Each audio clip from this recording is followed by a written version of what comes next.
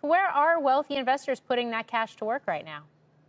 You know, Tiger 21 members are entrepreneurs who made their money primarily in the private market. So about half that money is going back into real estate and private equity, and about 25% of it is in the public markets. But if you were Rip Van Winkle and you went to sleep in late 2019 and you woke up today, you'd think it looks just like it did then. Nothing happened in between. Cash is back down to our normal levels, and those three allocations are about normal. They're interested in technology stocks is number one. We've been talking about the FANGs all year. Healthcare after that.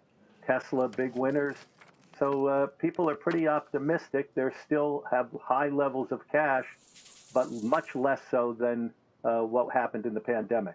When you mention real estate, what kind of real estate are we talking about? I mean, we've certainly been focused here very much on how hot the housing market is. Is it that, or is it something else?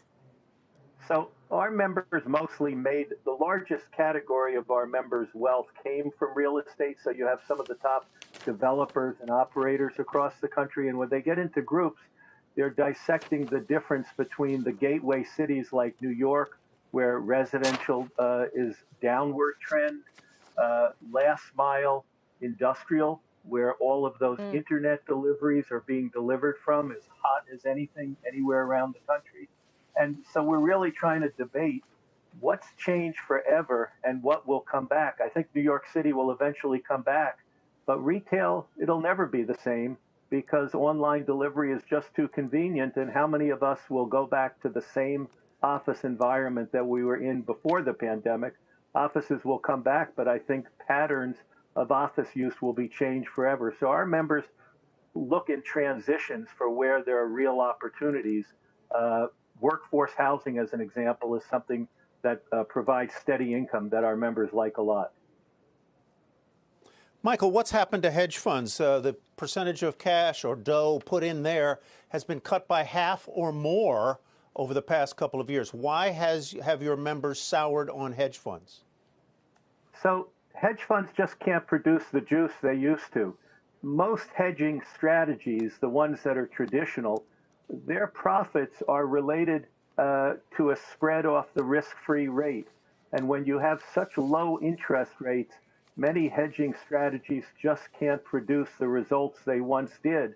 And because of their fee structure, those fees which people were willing to pay when they were producing high returns, they can't stomach with the low returns. So we've had this historic change. A decade ago, 7, 8, 9% of our assets were in hedge funds. Today, it's down to an historic 3%. It's really remarkable. So, Michael, we've been talking a lot about Bitcoin and cryptocurrencies and about the fact that institutional money is starting to come to the asset class. I've also been hearing from a number of folks that we're starting to see more family offices take it more seriously as well. Are these the types of conversations? Are you seeing these types of investments play out as well in your network?